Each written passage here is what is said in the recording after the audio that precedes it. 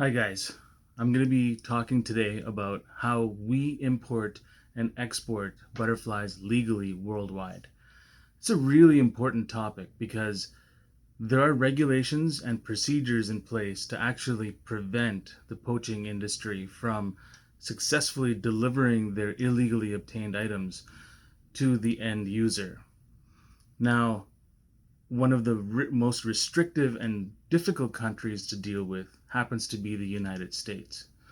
Now, they have a department, U.S. Fish and Wildlife, that's specifically governing the trade of wildlife, the commerce, the administration of it, both legally importing, exporting, as well as within their own country, how they administer their own wildlife. Some people are really upset about how much overreach the U.S. Fish and Wildlife has, while others they completely disregard it or they're unaware of the policies and procedures in place and they just carry on their business. Um, then there's the European Union. We're in Canada, and being such a small country, uh, the European Union and the United States are by far the largest consumers of wildlife products worldwide. And the United States, with over 330 million people, is like the holy grail for so many of these poachers. They see that the money potential is massive. They're not able to get their paperwork legally, so they try and send the parcels off to the United States without any paperwork, without any declaration, and they'll make a false declaration on the parcel saying it's a souvenir or something other than a dead insect. Now, the vast majority of these parcels actually end up in the end consumer's hands. Now, that's a huge problem because if you're like me and you actually have a passion for the conservation and preservation of insect diversity in the world, you don't actually want to have such a porous system. You want to help a system be successful to prevent the harm that's rampaging throughout the world. So, what we do now, with this video here, you guys have to understand that the laws change all the time. So, what I'm sharing with you today is going to change, guaranteed. It changed 6 months ago, it changed 2 years ago, it changed 5 years ago, 10 years ago. The procedures and policies that we have to adhere to today are completely unlike what we had to do even 2 years ago. So, in order for us to successfully deliver a parcel to the end consumer, and let's take, for example, the United States, we have to constantly update our information as U.S. Fish and Wildlife changes their policies and procedures. So, what I'm telling you right now is going to be stale, but this is the current procedure that we undertake to make sure that we're in compliance. That way, there's no risk to us, but also no risk to the end consumer, whether they are a private collector or a business user of dead insects in the United States. U.S. Fish and Wildlife actually has the power to be able to seize anyone's possessions who they deem to be trafficking in restricted material, who are profiting from restricted material, who are making false declarations, or who are just intentionally not complying with the law. So their powers of search and seizure are tremendous in the United States. Our goal with butterfly art is to actually have a positive, fruitful experience with the end consumer dealing with us, with every single supplier that supplies us with the material that's done in a sustainable way with the proper permits, which inevitably benefits the end organism. So if we have every single step lined up and we're operating with those values in mind, then we're going to have a net positive result for everyone in that chain of events. Unfortunately, there are so many sellers who export to the United States, sellers within the United States, private collectors in the United States and worldwide who disregard the values behind that. They disregard the procedures behind that, and they will say that they are committed to making a positive environmental impact, but their actions are in contradiction of it. Now, I'm going to use the United States as a primary example.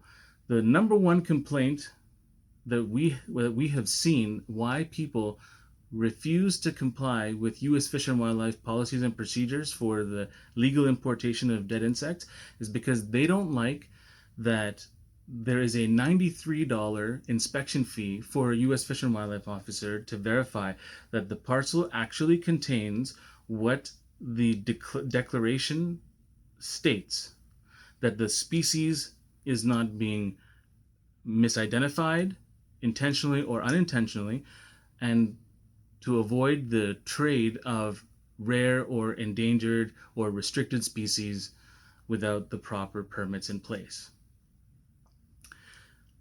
The community, the people that I hear from about this complaint, they say it's just another tax grab from U.S. Fish and Wildlife. Our experience has shown us that that is actually completely false. The United States Fish and Wildlife has a system in place called the fee waiver program. That means that a person who does the procedures properly can actually have the $93 inspection fee waived. I don't know if many of you realize that. Some of you may know it and still disregard it, but I can tell you that having been doing this business for as long as we have, and working closely with U.S. Fish and Wildlife, understanding their policies and procedures, we actually have found that more than 95% of our parcels that go into the United States do not have any $93 fee applied to it. In fact, there's I've got a screenshot here of one of the pages that that I printed off of our U.S. Fish and Wildlife account, and I've blocked out the actual customers' names to protect their privacy. But you can see everything's been accepted. All of our declarations have been accepted here, and then you can see how many exempts there are.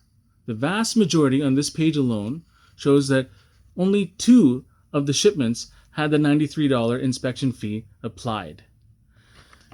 And that's an incredible piece of evidence to show that it's actually not a tax grab by U.S. Fish and Wildlife. They understand that there are going to be individual customers who are going to be wanting to buy small shipments that do not justify a $93 inspection fee. The $93 inspection fee is for larger shipments, for a lot of work that's cumbersome for the officer to have to get through that paperwork. Then they apply it. So these officers are trained to have a certain amount of discretion so they can choose whether to apply that $93 or not. And as you can see, with more than 95% of just that one page, we are having the vast majority of our clients not having to pay that. So how is that a tax grab? So what it must mean is that the policies and procedures in place actually have a purpose that is far beyond just taxation. It's far beyond an overreach. It's actually designed to help deter and prevent the poachers from getting illegally obtained specimens to the highest demand zone in the world so that they can be sold for huge multiples where profit is to be made. So when you understand that, and you're hearing that directly from an international vendor who has firsthand experience with dealing with U.S. Fish and Wildlife, it might make you wonder, maybe you should rethink why you're not complying with the law if you're in the United States. Now, we get sellers, like art workers in the United States, they don't even want to pay the $93 inspection fee. And if it's a CITES shipment, they don't want to pay the $280 fee that's associated with having the wildlife officer inspect to see if those restricted specimens are actually what they say they are. They're the right counts. They're not wild caught. They're not endangered species that are being pretending to be misidentified as a restricted species. They don't want to do that. They actually come and ask us to break the law and say, just write on the parcel it's a souvenir and send it without a tracking number, and we'll just take our chances. Because these sellers, these resellers in the United States that have asked us, they know that about 80% of these parcels that are packaged that way, sent to them that way, are going to reach them. And so if 80% are making it through and only 20% are getting stopped, it's still a viable business model because their markups are such that the losses that they take for the 20% of the shipments that are seized by U.S. Fish and Wildlife make up for it. Now, I don't know about you guys, but that sounds to me like that's profits over people.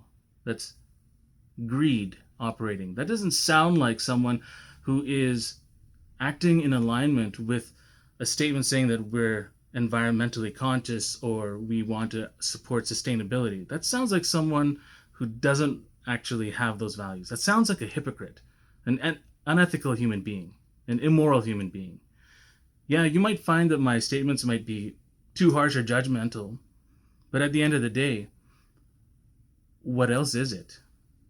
If you can see that we're actually having success working with U.S. Fish and Wildlife, our parcels are declared before we send them.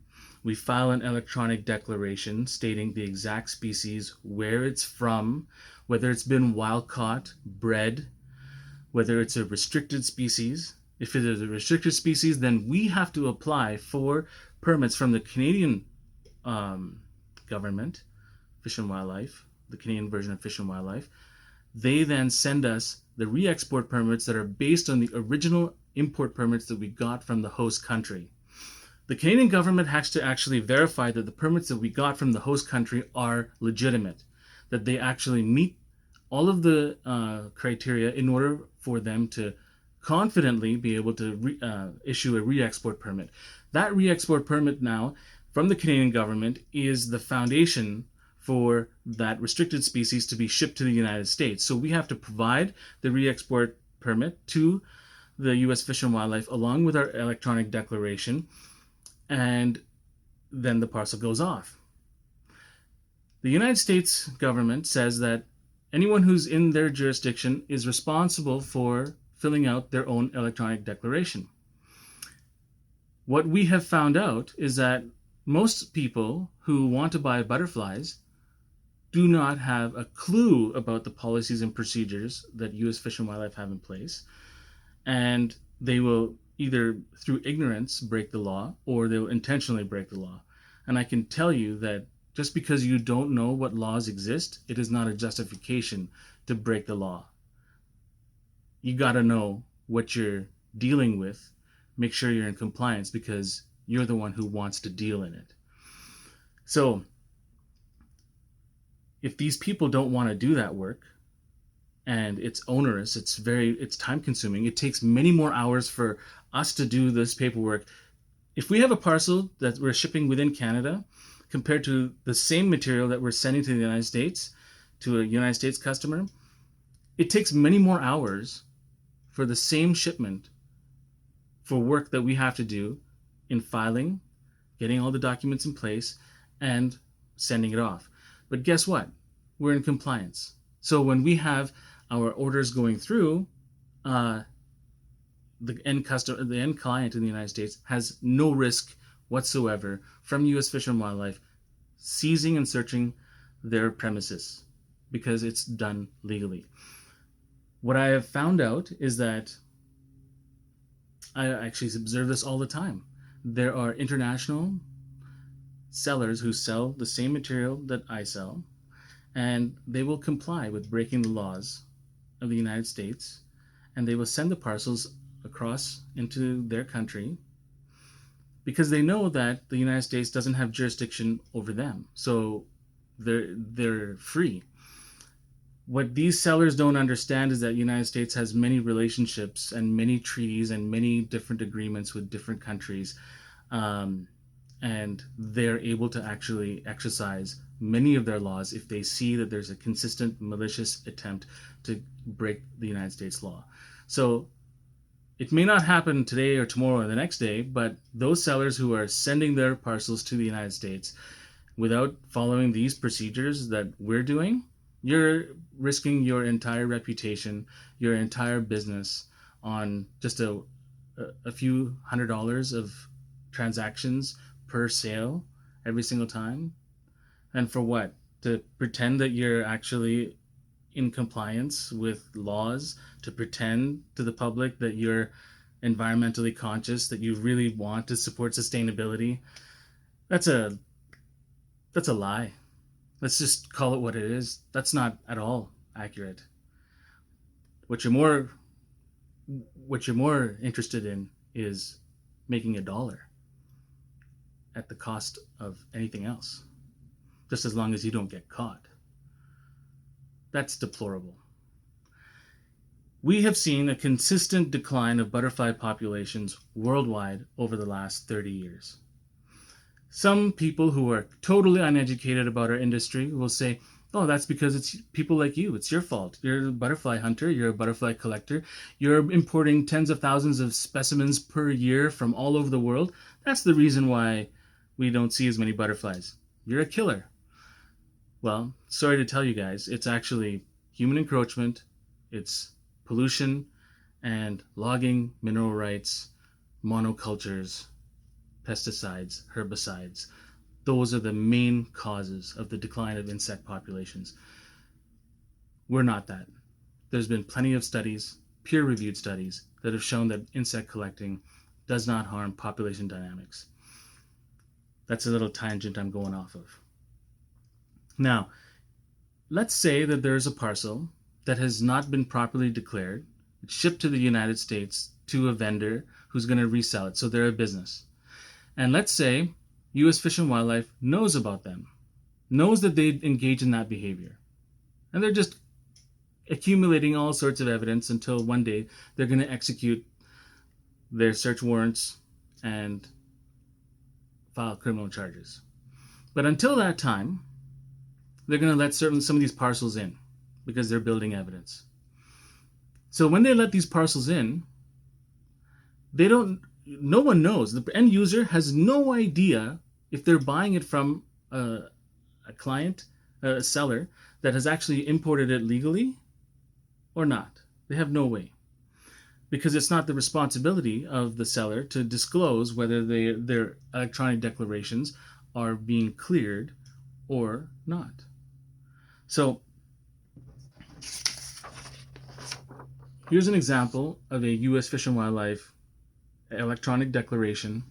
And you can see here, we get a stamp from the officer who has cleared the shipment. So the end customer can now trade in that specimen, sell it across international borders without any issue. Now that parcel, getting back to that previous story about that parcel that has come in, the officer might say, you know what, there's a parcel here that hasn't been declared. Just come and pay the $93 inspection fee and you'll be on your way. So when that happens, because there is not a declaration done prior to the parcel being shipped, that means that U.S. Fish and Wildlife does not have notification that there's a parcel on its way, that they can actually go to the hub where the parcel is going to come through, stop it, and physically inspect it. They have the option to now refuse the parcel. Now, refusal of the parcel is not the same as rejection of the parcel. A parcel that's been rejected is subjected to seizure because it doesn't comply with any of the laws. A parcel that is refused means that you can actually keep the product, but you won't be able to export it outside of the country. Now, that should be a little light bulb in your head, because you can now see whether you go on Etsy or Shopify or Amazon, you're going to see lots and lots of sellers of insects. They'll say, well, we'll sell only in the United States, but we cannot export them. So that's an example of them acquiring specimens that have been either refused or they've been smuggled in, and there's no ability for them to re-export it outside of the country legally. So they would be, if they did that, they would be out of compliance with the law. So those individuals who can actually export their specimens outside of the United States, the only way that they can say that they can do that and actually do it is if they have the cleared stamp on whatever they're importing. But here's another light bulb that should be going off. What it means is that there's no way for you to know if the parcel has been smuggled in or it's been refused, because it's treated the same way by an officer that has that discretion to say, you know what, you probably made a mistake by forgetting to declare, or maybe that supplier didn't want to fill out the paperwork, and so we're just going to let it fly by, and you pay the $93 inspection fee, and off you go. So now that material that's being sold in the United States, even though Fish and Wildlife has said, yes, you can now sell it in the United States, you just can't export it, is being treated the same way as smuggled material. So as an end user, if you're buying that kind of artwork, and you have no idea. So a person can just tell you, and you know already from what you've experienced in the videos that you've seen that I've shared, is that this industry has a very bad reputation because there's so many deceitful, unethical, immoral human beings that are engaging in it because they smell how much profit there is to be made. So if you don't have confidence in the specimens and what you're being told, how can you actually buy in confidence? You can't. That's exactly why the reputation in the industry is so damaged. What we strive to do is to ensure that our customers don't have any risk. We have now, before I get into that, I want to explain, do we have any of our parcels refused like that example I gave you? And the answer is yes, because there happens to be a loophole. So here's a stamp where it says refused. Well, how does that happen? U.S. Fish and Wildlife has a policy that says that you have to have a tracking number, and once you make the electronic declaration, that tracking number allows us to go to the hub wherever the parcel is going to be coming through, and then we have the ability to stop it and inspect it. However, we have had tremendously negative experiences with DHL. They're a horrible, horrible company to work with, because while they claim that they have an understanding of how to clear fish and wildlife items, they have zero understanding of that. So what we have experienced is that parcels with DHL, they'll actually end up going right into the customer's hands, bypassing the bonding procedure, stopping at the inspection facility, and they just release it to the customer. And Fish and Wildlife loses their mind, because now they're like, DHL, you're on the hook here because you've actually undertaken to be the broker of this shipment. What's going on? So what we've learned is that when the parcel gets to the end consumer and Fish and Wildlife does not have an opportunity to verify the contents, they then refuse it. So what is the end result? So here's an example of a customer. Again, for privacy, we've blocked out the information. So we have notification of a shipment that's been refused. It happens to be a bat that was sent to a customer in the United States. And the officer says right there in plain that we have refused the clearance, but the customer is permitted to keep the specimen. It just cannot re-export it.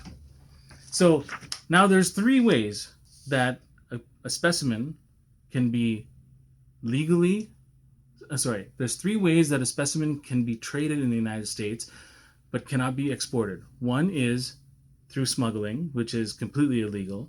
Then there's the discretion at the actual border when a parcel is stopped, and then the $93 fee is applied, and then the shipment is refused but can be traded only in the United States.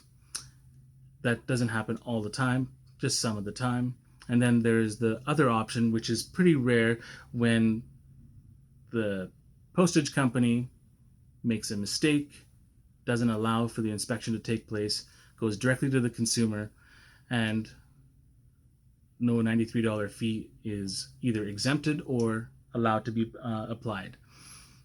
So we have the vast majority of our shipments are cleared. We have some that are refused. But at the end of the day, none of our customers are experiencing any of the risk.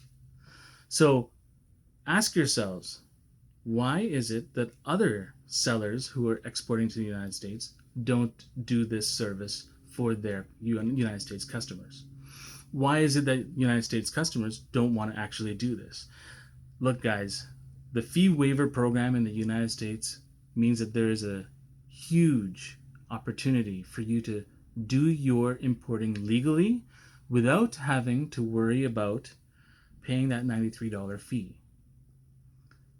Be in compliance with the law that was actually designed to help conserve and protect species diversity worldwide. That's the number one thing that you should be taking away from this. It is every single buyer's responsibility to know the laws of their jurisdiction. So there are some people in the EU, they have a full awareness that when we send non-CITES material, so that means, like right behind me, there are bird wings. Those bird wings are CITES species. That means that they're restricted. You have to have importing permits to bring them into Canada, re-export permits to send them out of Canada. But in the EU zone, there are countries that require that you have to have an import based on the import permit, based on the re-export permit that we give. So it takes a little bit extra time. But there are some of these buyers who just say, just send it without them wanting to do the import work. So in that situation, they're breaking their own laws. So it's what is that all about? Like, what are you afraid of? We're actually doing something that's in compliance with the law, and you're trying to break it for what's your end goal? Because you're too lazy? Because you're more married to your comfort and ease rather than being committed to the things that you say that you're committed to, which is being environmentally conscious or woke, or you want to actually make a positive impact? Give me a break, guys. This is really simple. It is more tedious, but it's not difficult. If we can do it, and we are dealing with customers that buy sometimes only a $25 order, yeah, we'll take the hours extra to do it because we're more committed to the idea and the values than we are to the profits. It's not about how many dollars we make per hour or per day or per month. No, it's about, why don't we create a system of trading these organisms in a way that benefits the organism, deters the poachers, and then everyone can enjoy it for years to come? Why not do that? That sounds pretty simple. We're doing it. Why can't you guys? So if you like the message here and you want to see change in the industry, share this video with anyone and everyone that's associated with this industry. Let's make that change, because if we collectively behave in alignment with the policies and procedures that are in place, we can make a real difference. A difference that can last. Because if we're not going to be actually doing it, we're going to see those go down, and then there's nothing for us to enjoy.